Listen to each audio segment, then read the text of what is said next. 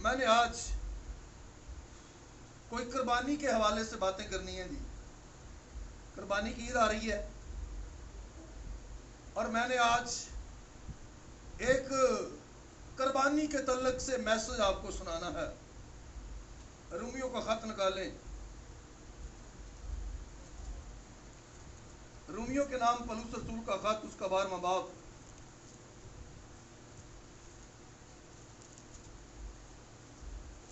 नए अहदनामे में से रूमियों के नाम पलूस रसूल का खत, उसका 12वां बाब और पहली 2 आयतों की तलावत करेंगे।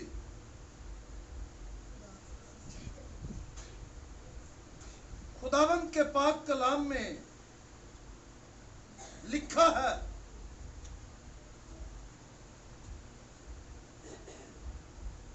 बस है भाइयों, मैं खुदा की रहमतें याद दिलाकर तुमसे इल्तमास करता हूं। बस है भाइयों, मैं खुदा की रहमतें याद दिलाकर तुमसे इल्तमास करता हूं कि अपने बदन ऐसी कुर्बानी होने के लिए नजर करो जो जिंदा और पाक और खुदा को पसंदीदा हो। यही तुम्हारी मकबूल इबादत है। और इस जहान के हम शक्ल न बनो, बल्कि अकल नहीं हो जाने से अपनी सूरत बदलते जाओ, ताकि खुदा की नेक और पसंदीदा और कामल मर्जी तजर्बा से मालूम करते रहो। आमीन।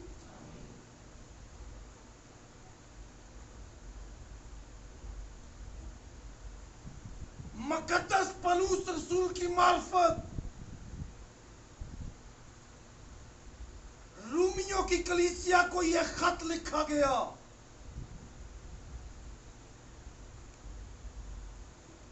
पलूस रसूल खुदा के जलाल के लिए, खुदा के कलाम के लिए, गैर कौमों के लिए इस्तेमाल होता था। और जहां जहां मसीही कलीसियाएं थीं, उनका भी दर्द, उनका भी बोझ अपनी जिंदगी के ऊपर रखता था और बड़े बोझ के साथ उसने रूमियों की कलीसिया को भी ये खत लिखा। और रूमियों में, रूम के अंदर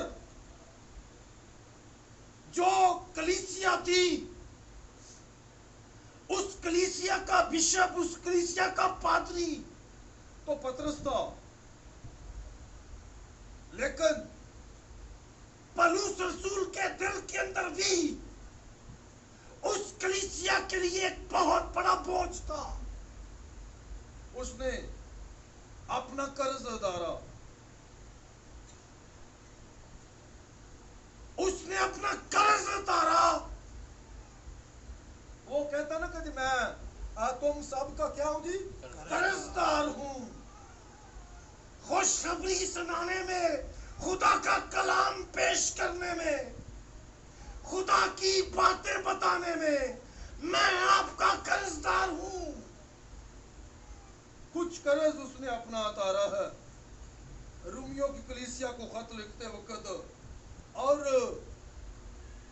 जब खत को उसने लिखा है और बड़ी ही बातें इसके अंदर बयान की है कि खुदा ने हमारे ऊपर कब कौन कौन सी रहमतें नाज़िल की हैं। भाइयों को पौलुस रसूल खत लिखते वक्त कहता है कि मैं खुदा की रहमतें याद दिलाकर तुमसे अल्तमास करता हूं। खुदा की रहमतें याद दिलाकर तुमसे इल्तमास करता हूं। खुदा ने कुछ रहमतें की हैं जिनको वो याद दिलाकर फिर कोई बात बता रहा है कि खुदा ने तुम्हारे ऊपर क्या क्या आसानात किए हैं, खुदा ने तुम्हारे ऊपर कितनी मेहरबानी की है।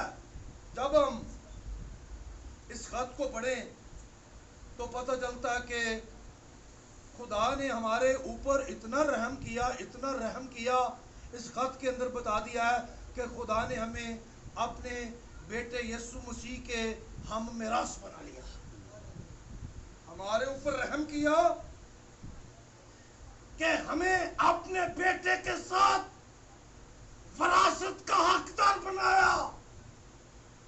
हमें अपने बेटे यीशु मसीह के खून से धोकर पाक साफ किया। अपने बेटे यीशु मसीह में हमें पुरानी इंसानियत के अतबार से मारकर मसीह में नई इंसानियत दी। ये जो रसूल ने पीछे 12वें बाब, पहले बाब से 11वें बाब तक जिन खुदा की रहमतों का जिक्र किया है, उन रहमतों को वो जो है वो अपने जहन में रखकर 12वें बाब के अंदर ये बात कहता है कि मैं खुदा की रहमतें याद दिलाकर तुमसे इल्तमास करता हूं। अल्तमास करता हूं, अल्तमास दरखास्त वो कहेगा बहुत ही दरखास्त के साथ, आजिज़ी के साथ, बहुत ही हम्बल अंदाज में रसूल खुदा की रहमतें याद दिलाकर ये बात 12वें बाब के अंदर कर रहा है कि मैं बड़ी मोदबाना गुजारिश है, दरखास्त करता हूं कि खुदा ने तुम्हारे ऊपर बड़ी रहमतें की हैं, इसलिए तुम भी अपने बदन ऐसी कुर्बानी होने के लिए नजर करो जो जिंदा और पाक और खुदा को पसंदीदा हो।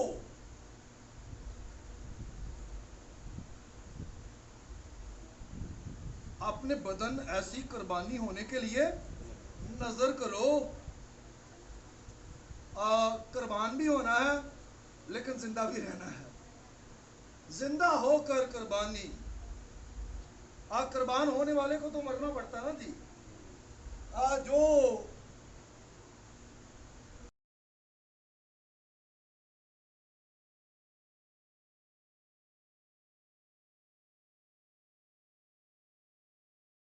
लेकिन यहां पर जिस कुर्बानी का जिक्र है, उस कुर्बानी के बारे में ये कहा गया है कि अपने बदन ऐसी कुर्बानी होने के लिए नजर करो।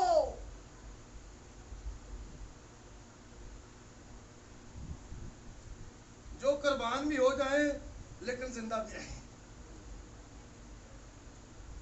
भाई ये मसीहों की कुर्बानी है। मसीहों से सवाल किया जाता है जी तुसी केड़ी किदों कुर्बानी करते हो। एक मसीही शख्स की, एक मसीही इंसान की हर रोज कुर्बानी होती है।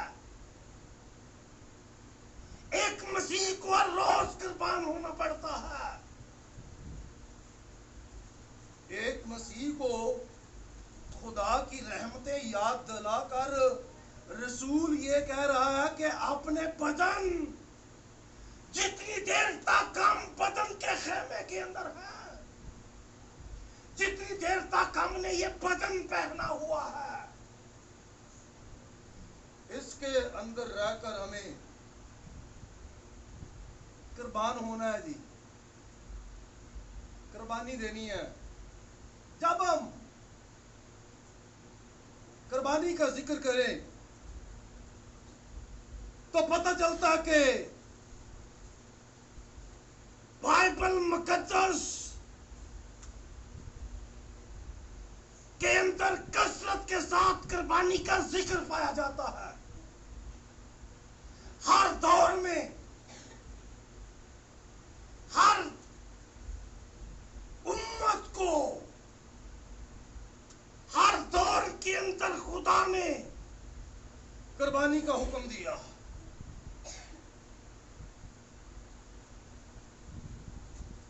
क्योंकि कुर्बानी के जरिया से, कुर्बानी के वसीला से खुदा का गजब ठंडा होता है। हम बाइबल पढ़ें तो हमें पता चलता है नूह ने भी अपने दौर में कुर्बानी की है। हम बाइबल पढ़ें तो पता चलता है कि मूसवी शरीयत के अंदर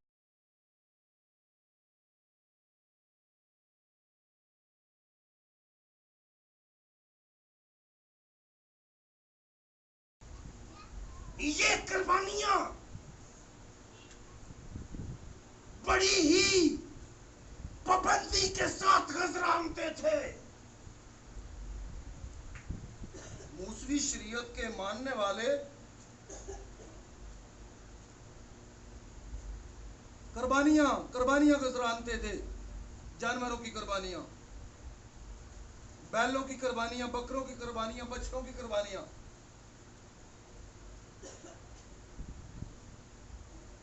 और उस कुर्बानी का सिलसिला अभी तक चलता रहा है।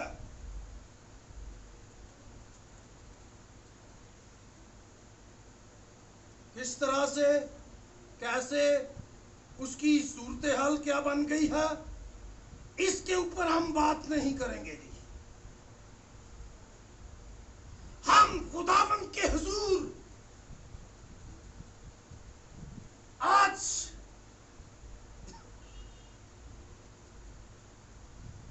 इन बातों पर गौर करेंगे कि हर दौर में खुदा ने कुर्बानी का हुक्म दिया और खुदा के लोग कुर्बानी करते रहे हैं। लेकिन अपने लोगों को, अपने बेटे के खून खरीदे लोगों को खुदा ने एक ही बार अपने बेटे यीशु मसीह के कुर्बान होने से सारी ही कुर्बानियां जो है अपने बेटे के वसीले से पूरी कर दी। किसी भी कुर्बानी को बाकी न रहने दिया। मसीह के कफारे के वसीले से सारी ही कुर्बानियां क्या हो गई हैं जी? अदा हो चुकी हैं। अब कोई और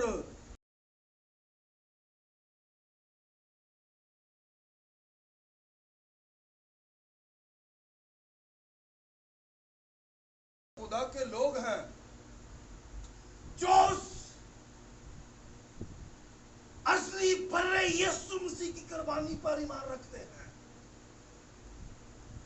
उनको बैलों, बकरों, बछड़ों की कुर्बानी की जरूरत नहीं। उनको खुदा ने अपने कलाम के अंदर, खुदा ने उनको अपने कलाम के अंदर ये कहा कि तुम अपने बदन जानवरों की नहीं, तुम्हारी भी कुर्बानी, एक बदन को कुर्बान कराने से तुम्हारी खलासी हुई और तुमने भी अपने बदन ही को कुर्बान होने के लिए पेश करना है, नजर करना।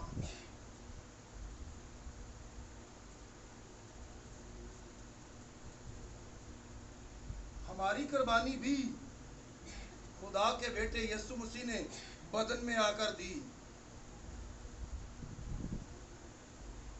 और हमें भी पौलुस रसूल की मार्फत ये कहा गया कि हम भी अपने बदन ऐसी कुर्बानी होने के लिए नजर करें जो जिंदा और पाक और खुदा को पसंदीदा हो। ये कुर्बानी जिसका जिक्र है, ये कोई फर्क तरह की कुर्बानी है जी। यीशु मसीह ने हमारी कुर्बानी दी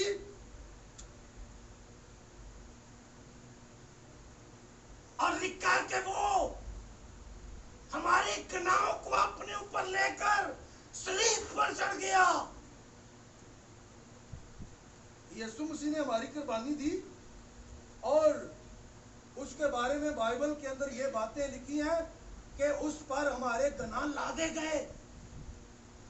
उसने हमारे गुनाहों को अपने ऊपर उठा लिया, उसने हमारी कमजोरियों को अपने ऊपर उठा लिया, उसने हमारी खताओं को अपने ऊपर ले लिया और उनको लेकर सलीब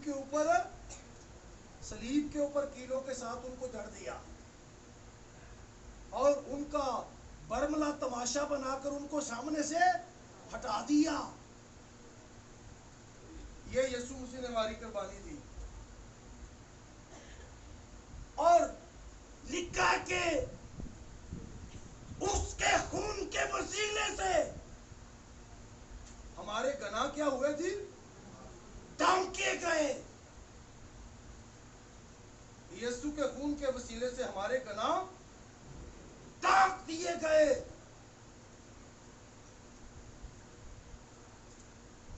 हमें रास्तबाज और मुकद्दस बना दिया गया और ये सूरत हाल बनाने के बाद खुदा ने ये कहा कि अब अपने बदन जो है वो ऐसी कुर्बानी होने के लिए नजर करो जो जिंदा और पाक और खुदा को पसंदीदा हो। ये तीन बातें, 3 पॉइंट हमारी जिंदगी के अंदर होने चाहिए। जब हम अपने बदन खुदा के हुजूर पेश करते हैं तो हमारी जिंदगी के अंदर ये 3 बातें नजर आनी चाहिए जी। ये तीनों बातें जब हमारी जिंदगी के अंदर नजर आएगी तो फिर ये कुर्बानी खुदा को पसंदीदा कुर्बानी होगी। खुदा की पसंदीदा कुर्बानी ऐसी कुर्बानी है जो जिंदा और पाक और खुदा को पसंद आए। पाक, पहली बात पाक है जी। हमने अपने बदन जो खुदा को नजर करने हैं कुर्बानी के लिए वो कैसे होने चाहिए जी? पाक। बल्कि पहली बात है जिंदा। पहली बात जिंदा कि हमने जो अपने बदन खुदा के हुजूर पेश करने हैं वो बदन कैसे होने चाहिए जी? जिंदा। अपने आप को कुर्बानी के लिए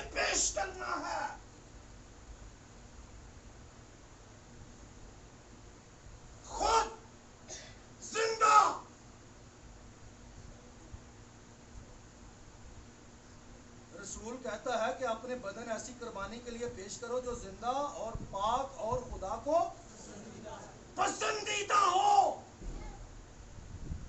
जिंदा बदन को खुदा के हुजूर पेश करना है।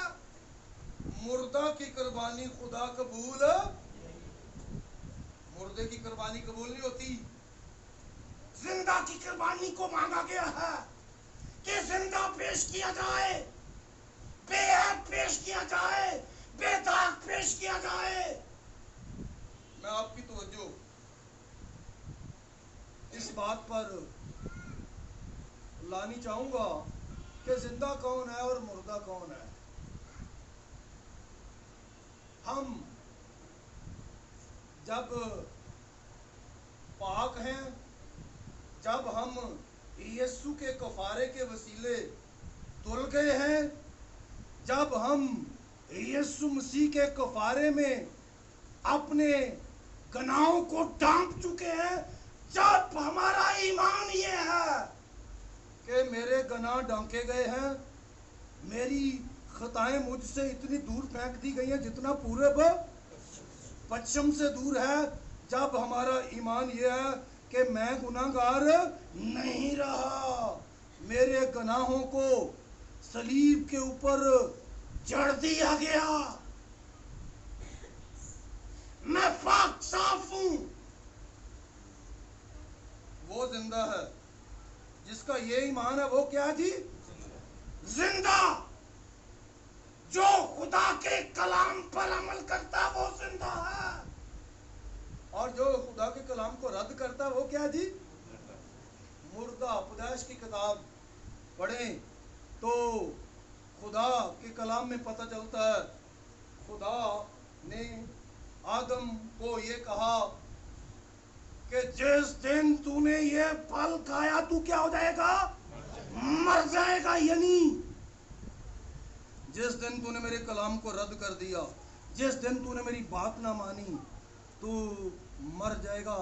यानी जब इंसान शैतान की बात माननी शुरू कर दे तो इंसान मुर्दा है। ऐसी कुर्बानी को खुदा पसंद नहीं करता। खुदा कहता है कि मेरे हुजूर ऐसी कुर्बानी के लिए अपने आप को पेश करो जो जिंदा हो। जिंदा वो है जो सादक है, जो पाक है, जो रास्तबाज है। हबक्कूक की किताब पढ़ें, पुराने अहदनामे में हबक्कूक की किताब 2 बाब 4 आयत के अंदर लिखा है, सादक अपने ईमान से जिंदा रहेगा। सादक अपने ईमान से जिंदा रहेगा। अगर कोई सादक नहीं, अगर कोई रास्तबाज नहीं, तो वो अपने आप को जिंदा ना समझे, उसको खुदा कुर्बानी के लिए कबूल नहीं कर सकता। जिंदा को पेश होकर कुर्बानी के लिए हाजिर होना है, मुर्दे को नहीं। मुर्दे की कुर्बानी पेश नहीं होती जी। सादक अपने ईमान से जिंदा रहेगा।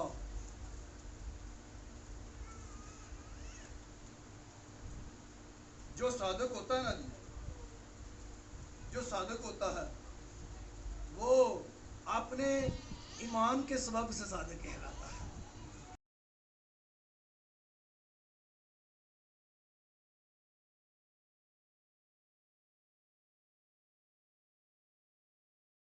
खुदा के बेटे यीशु मसीह के कफारे पर ईमान लाता है। जो उस पर ईमान नहीं लाता वो मुर्दा है।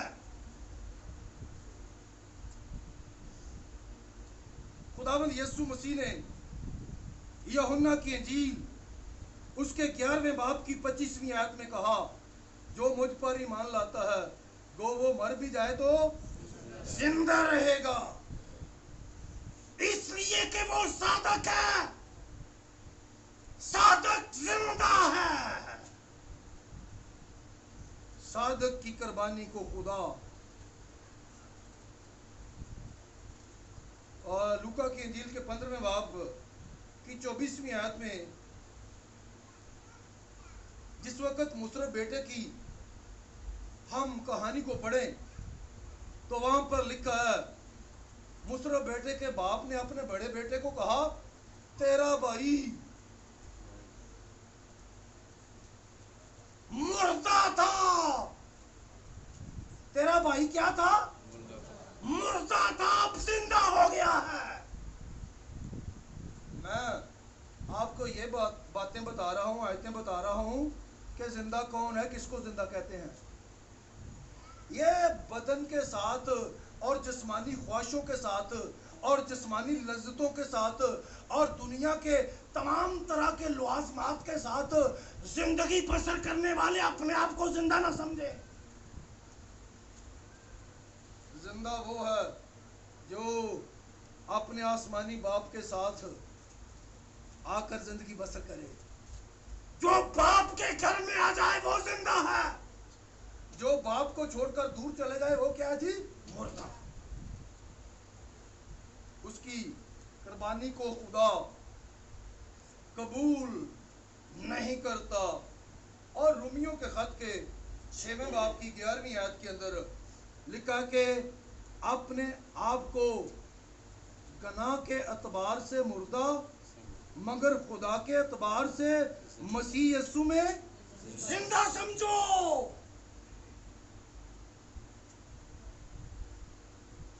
गनाह के एतबार से अपने आप को मुर्दा और मसीह यीशु में खुदा के एतबार से मसीह यीशु में अपने आप को जिंदा समझो। लेकिन लोग जो हैं वो इस साइड पर नहीं आते जी। इन बातों का लोगों को पता नहीं चलता। लोग कहते हैं कि जी मुर्दा ठीक है। इस सच्चाई को, इस रास्तबाजी को, इस फकीरगी को, जिंदा होने के दर्जे को लोग कबूल नहीं करते। अगर किसी को यह कहा जाए कि आपने तौबा की है, आपने बपतिस्मा लिया है,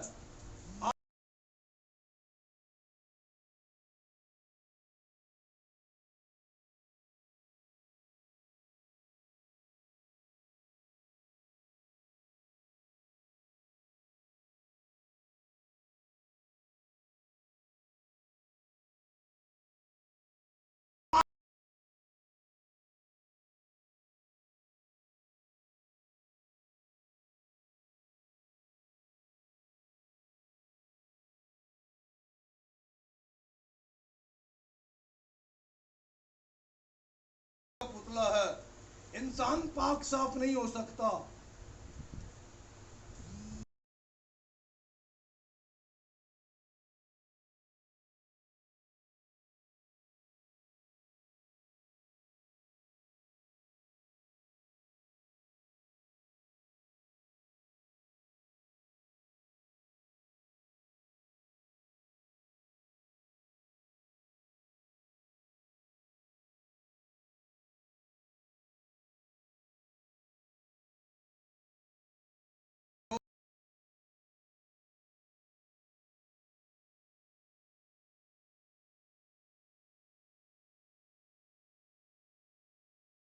जिंदा और पाक, जिंदा होने के साथ साथ पाक।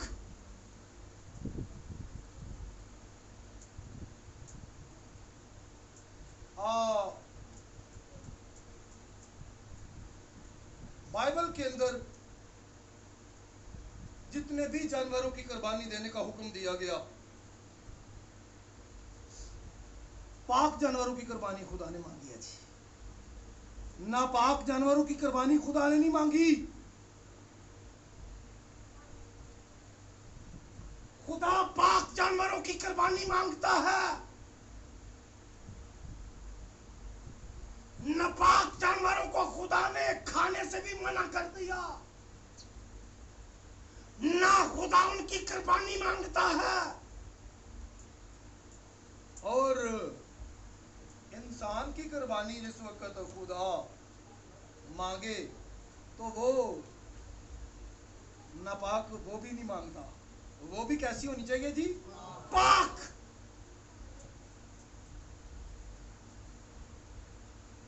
अपने बदन ऐसी कुर्बानी होने के लिए नजर करो जो जिंदा और पाक हो।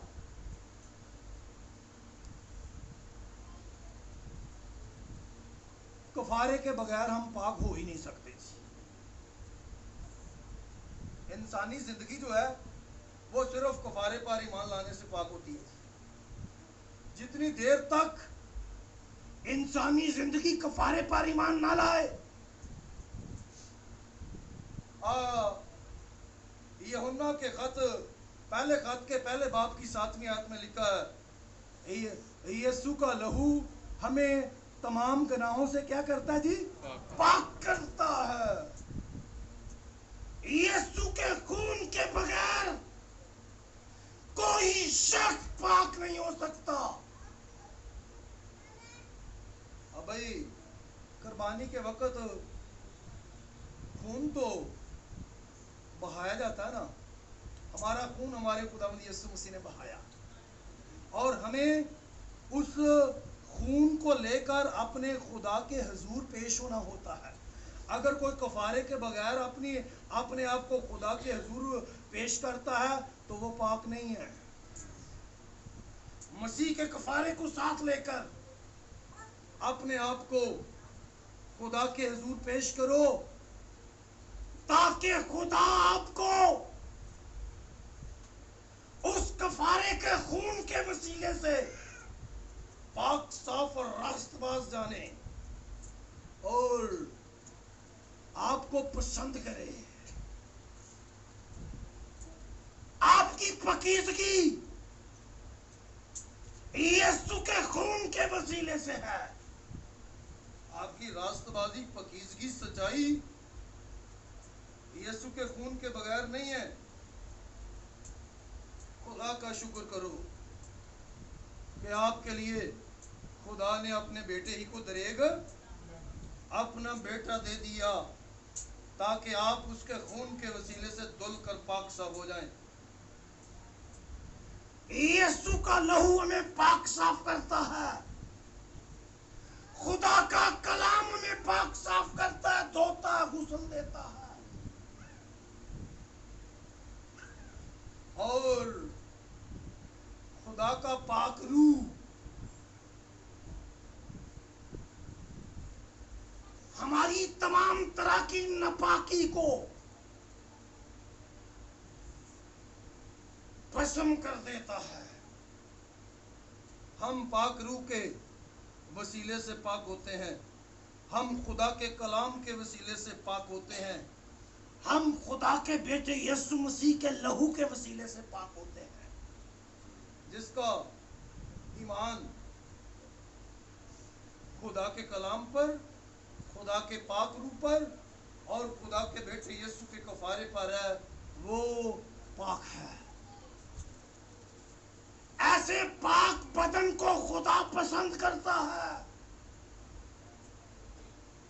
जो खून के वसीले से, कलाम के वसीले से, खुदा के रूह के वसीले से पाक साफ नहीं हुआ, वो खुदा के हुजूर कुर्बान होने के लिए अपने आप को पेश न करे। अपने बदन ऐसी कुर्बानी होने के लिए नजर करो जो जिंदा और पाक और खुदा को पसंदीदा हो।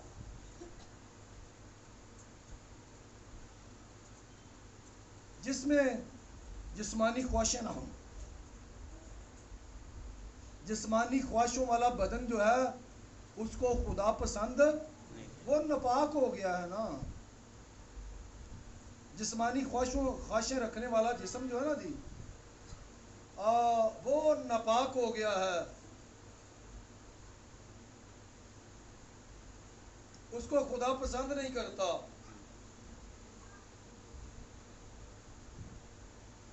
पाक और बेऐब जानवर को पसंद किया जाता था और पाक ही इंसान को पसंद किया जाता है। गनाह की हालत में हम सिर्फ तौबा के लिए दुआ कर सकते हैं। गनाह की हालत में हम खुदा के पसंदीदा नहीं हो सकते। लेकिन लोग अपने आप को खुदा के हुजूर पेश करके ये कहते हैं कि जी हम बड़े गुनाहगार हैं, और हवाला देते हैं लूका की इंजील वाला कि एक मसूल लेने वाला और एक फरीसी खुदा के हुजूर हाजिर हुए, और मसूल लेने वाले ने कहा कि मैं तो इस लायक नहीं हूं कि तेरे हुजूर अपना सर भी उठा सकूं। लेकिन आखिर वाली बात को लोग जो है भूल जाते हैं। एंड पे लिखा है कि उसने उस फरीसी से ज्यादा रास्तबाज होकर वो अपने घर को गया, पाक होकर गया। हमें भी अपने आप को खुदा के हुजूर हर तरह की जिस्मानी और रूहानी आलूदगी से पाक साफ करके खुदा के हुजूर पेश करना है। फिर खुदा हमें पसंद करेगा। ऐसी हालत में हम खुदा के पसंदीदा हैं।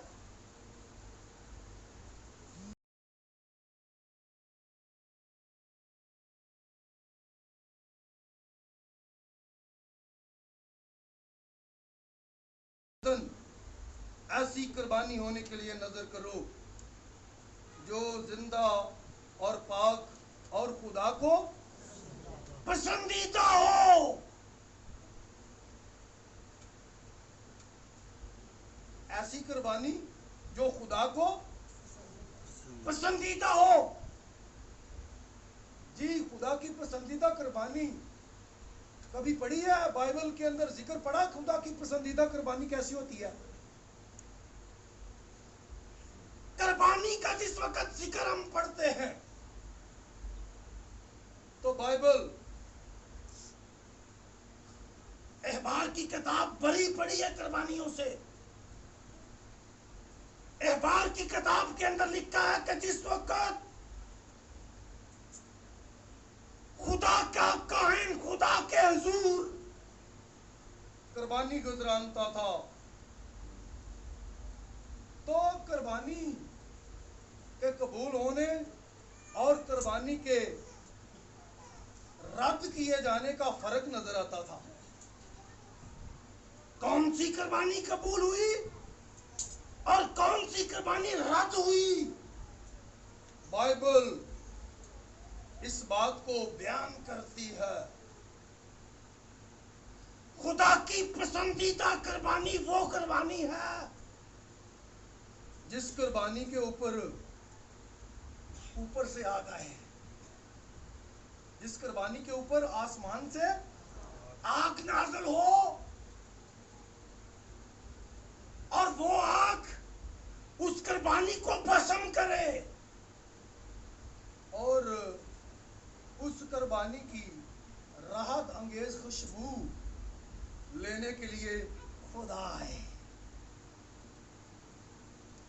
अपने बदन ऐसी कुर्बानी होने के लिए नजर करो जो जिंदा और पाक और खुदा की पसंदीदा कुर्बानी ऐसी कुर्बानी है जिसके ऊपर आसमान से आग आए और वो आग उस कुर्बानी को भस्म करे। जिस कुर्बानी के ऊपर आसमानी आग नहीं आती थी, उस कुर्बानी को पेश करने वाले भी मर जाते थे। हम बाइबल के अंदर एहबार की किताब उसका 10वां बाब पढ़ें। एहबार की किताब का 10वां बाब पढ़ें तो वहां पर हारून के बेटों का कुछ जिक्र है जी। एहबार की किताब उसका 10वां बाब बल्कि जो पिछली बात हम कर रहे थे उसकी आयत भी हम पढ़ लेते हैं। 10वें बाब से ऊपर 9वें बाब की 24वीं आयत से हम पढ़ेंगे जी। लिखा के और खुदावंद के हजूर से आग निकली और सोख्तनी कुर्बानी और चर्बी को मज़बा के ऊपर क्या कर दिया जी? भस्म कर दिया। लोगों ने ये देखकर नारे मारे और सरनगू हो गए। आसमान से आग आई है और उसने उस कुर्बानी को क्या किया जी? भस्म किया है। और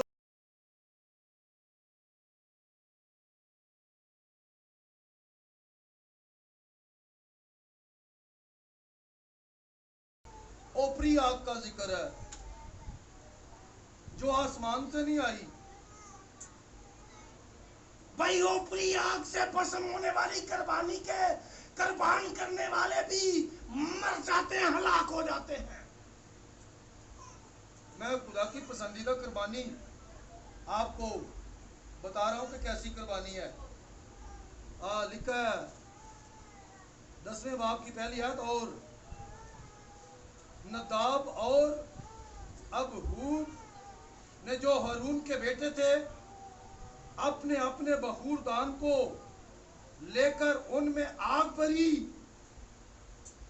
और उस पर और ऊपरी आग जिसका हुक्म खुदा ने उनको नहीं दिया था, खुदावंद के हजूर गुजरानी। और खुदावंद के हजूर से आग निकली और उन दोनों को खा गई और वो खुदावंद के हजूर क्या हुए जी? मर गए। ऊपरी आग से कुर्बानी भस्म करने वालों का ये हाल होता है। खुदा की पसंदीदा कुर्बानी वो कुर्बानी है जिस कुर्बानी के ऊपर आसमान से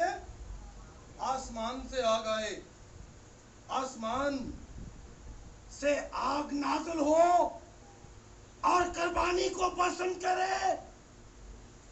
अब हमें जिस कुर्बानी को देने का हुक्म दिया गया है, इस कुर्बानी के भी ऊपर जब तक आग ना आए उतनी देर तक ये कुर्बानी कबूल नहीं होती। भाई पाक रूह की आग आपके ऊपर आए, पाक रूह की आग आपके ऊपर नाज़िल हो। जिस वक्त आप खुदा के मज़बा पर आते हैं, जिस वक्त आप अपने आप को खुदा के हुजूर पेश करते हैं, तो आसमान से रूहुल कुदस की आग आपके ऊपर नाज़िल हो और वो आग आपके अंदर एक ऐसी आग लगा दे कि आप एक शोला बनकर जो है वो चमकने लगे और आपकी जिंदगी खुदा के जलाल से भर जाए। पता नहीं हम कैसी कुर्बानी पेश करते रहते हैं। हम कोई और ही तरह की ऊपरी आग के साथ आते हैं और ऊपरी आग को थोड़ी देर के लिए बस शुक्र करें कि खुदा हमें मार नहीं देता। शुक्र करो कि अभी हमारी हालत शरीयत वाली हालत नहीं। खुदा अपने बेटे की कुर्बानी की खातर हमें माफ कर देता है। लेकिन पसंदीदा हालत ये नहीं है कि बगैर आग के हम वापस चले जाएं।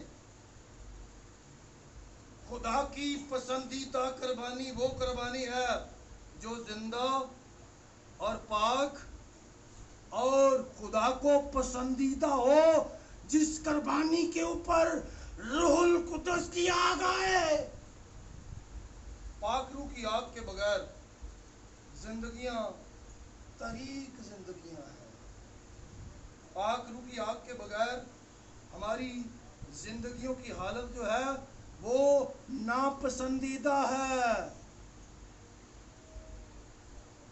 खुदा की पसंदीदा कुर्बानी वो कुर्बानी है जो खुदा की मर्जी के मुताबिक हो। खुदा की मर्जी यह है कि मेरे हुजूर कुर्बानी पेश की जाए और वो कुर्बानी पाक और जिंदा और बेऐब हो, और उस पर मेरे रूहुल कुद्दस की आग आए।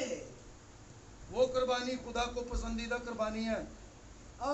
जब हम हाबिल और काहिन का जिक्र पढ़ते हैं तो लिखा है कि हाबिल की कुर्बानी को खुदा ने पसंद किया, और काहिन जो अपना हदिया लाया था उसको खुदा ने रद्द किया।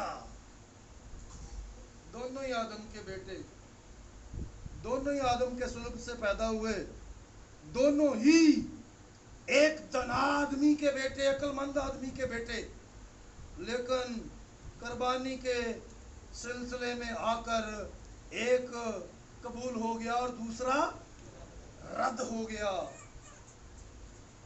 भाई अपने आप को हाबिल की तरह का बनाओ ताकि आपकी कुर्बानी कबूल हो। और खुदा आपकी कुर्बानी पर राहत अंगेज खुशबू लेने के लिए उतर आए। नूह ने जिस वक्त तूफान के बाद आप पाक जानवरों को कुर्बान किया ना, तो लिखा कि खुदा उसकी राहत अंगेज खुशबू लेने के लिए नीचे आया। भाई आपकी कुर्बानी ऐसी हो, आपकी कुर्बानी के आपकी कुर्बानी की खुशबू लेने के लिए खुदा उतर आए। जब गोश्त जलता है, जब खून और गोश्त जलता है, तो उसकी खुशबू खुदा को पसंद आती है। और बिशप साहब एक दफा बता रहे थे कि अगर जलते हुए गोश्त की खुशबू लेनी हो तो कुजरा वाले वो कोई एक जगह बताते हैं जहां पर वो गोश्त को भून कर आग के ऊपर भून कर देते हैं। चिड़े मशहूर हैं जी वहां के, शेरा वाला पता नहीं क्या उसको कहते हैं, वो अड्डा है शेरा वाला बाग, वहां पर भुने हुए गोश्त की खुशबू आती है जो आग के ऊपर भुना जाता है। बड़ी प्यारी खुशबू होती है। और हम जिस वक्त खुदा के हुजूर अपने आप को पेश करें तो हमारे बदन खुदा के रूह की आग से ऐसी खुशबू देनी शुरू करें, ऐसी खुशबू हमारे अंदर से निकले जो लेने के लिए खुदा नीचे उतरे और हमारी कुर्बानी कबूल हो।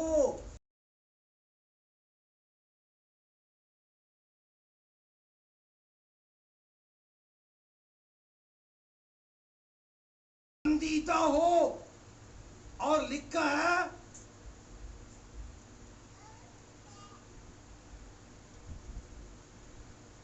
यही तुम्हारी मकबूल, ये है मकबूल।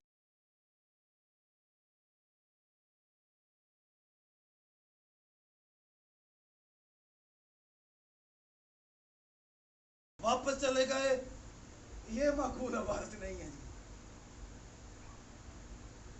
अगर मकबूल इबादत करनी है तो अपने आप को जिंदा समझो, पाक करके और खुदा की पसंदीदा कुर्बानी को लेकर खुदा के हुजूर हाजिर हुआ करो। ये तुम्हारी मकबूल इबादत है, ये है इबादत का तरीकाकार। तालियां बजाई, गीत गाए, साज बजाए और कलाम की बातें सुनी, निकल गए और बाहर जाकर फिर पुरानी डगर पर, ये कोई इबादत नहीं है, ये टाइम जाया करने वाली बात है। टाइम जाया ना किया करो, अपना भी टाइम जाया करते हो और हासिल भी कुछ नहीं होता। खुदा के ऐसे पसंदीदा बेटे और बेटियां बनो जो उसकी पसंदीदा कुर्बानी गुजरानो और ये कुर्बानी खुदा के हुजूर मकबूल इबादत समझी जाए। और आगे वार्निंग दी गई है, कहा गया कि इस जहान के हम शक्ल और इस जहान के हम शक्ल ना बनो। भाई क्या करें, लोग जो है वो इसी जहान के हम शक्ल बनकर रहना चाहते हैं, इसी जहान की जो नशो नमा है उसके अंदर बढ़ना चाहते हैं। लोग इस जहान के होकर रह गए हैं, अपनी सूरत नहीं बदलने चाहते, बल्कि कलाम में तो लिखा है कि अकल नहीं होने से अपनी सूरत भी अकल नहीं होने से अपनी सूरत भी बदलते जाओ। भाई लोगों को जितना मर्जी बताओ कि ऐसा नहीं ऐसा करो, ये बात गलत है, इसको छोड़ो और इस सीधी राह पर आओ, लोग अकल मिल जाने से भी अपनी सूरत को नहीं बदलते। पुरानी सूरत को लेकर ही उसी के ऊपर गुजारा करते रहते हैं। खुदा ये फरमा रहा है कि अपनी सूरत बदलते जाओ। इस जहान के हम शक्ल, ये जहान क्या करता है इसको करने दो। दुनिया के लोग किस राह पर चल रहे हैं चलने दो। हमारी राह हमारा खुदावंद यीशु मसीह है, हमने उसको इख्तियार करना है। दुनिया जहां जाती है जाने दो, दुनिया के पीछे पीछे ना चलो। दुनिया के हम शक्ल ना बनो, बल्कि मसीह के हम शक्ल बनो, जो खुदा का बेटा है और जिसने आपको भी उसके बेटे और बेटियां होने का हक बख्शा है। खुदा से पैदा हो जाओ, खुदा के हुजूर पसंदीदा होकर अपनी जिंदगी बसर करो। आपको कहीं रद्द ना कर दिया जाए। आप खुदा के पसंदीदा बेटे और बेटियां बनकर अपनी जिंदगी बसर सिर्फ और सिर्फ कलाम पर तवज्जो करके यीशु पर ईमान लाकर ही गुजार सकते हो। इसलिए ज़रूरी है कि हम इस जहान के हम शक्ल न बने, बल्कि अपने आप को खुदा की मर्जी के मुताबिक इस दुनिया में लेकर चलें और किसी और तरह की कुर्बानी के ऊपर अपनी तवज्जो को ना लगाएं। किसी और तरह की कुर्बानी की तरफ अपनी तवज्जो ना लगाएं। दुनिया क्या करती है करने दो, दुनिया खड्डे में गिरती है गिरने दो। आप अपने ईमान के बानी कामल करने वाले यीशु मसीह को देखो, वो आपको आसमान के उन मकामों पर लेकर जाना चाहता है जो उसने बनाए आलम के वक्त से आपके लिए तैयार कर रखे हैं। इसलिए जो कुर्बानी हमारे मुसलमान बहन भाई देने वाले हैं, उनमें अपने आप को शरीक ना करना, उसमें शरीक होकर अपने नजात दहिंदे की कुर्बानी को कहीं रद्द न कर देना, अपने आप को उस कुर्बानी के गोश्त से बचा कर रखना, अपने आप को उस कुर्बानी की सोचों से बचा कर रखना। अपनी तवज्जो इस कुर्बानी पर लगाओ जो कुर्बानी की बातें आपको आज पढ़कर सुनाई हैं कि हमें जानवरों की कुर्बानी के वसीले से खुदा पसंद नहीं करेगा। अब तो खुदा हमें ऐसी कुर्बानी के वसीले से पसंद करेगा जो हम खुद अपने बदनों की कुर्बानी देंगे, जो जिंदा और पाक और खुदा को पसंदीदा। आमीन।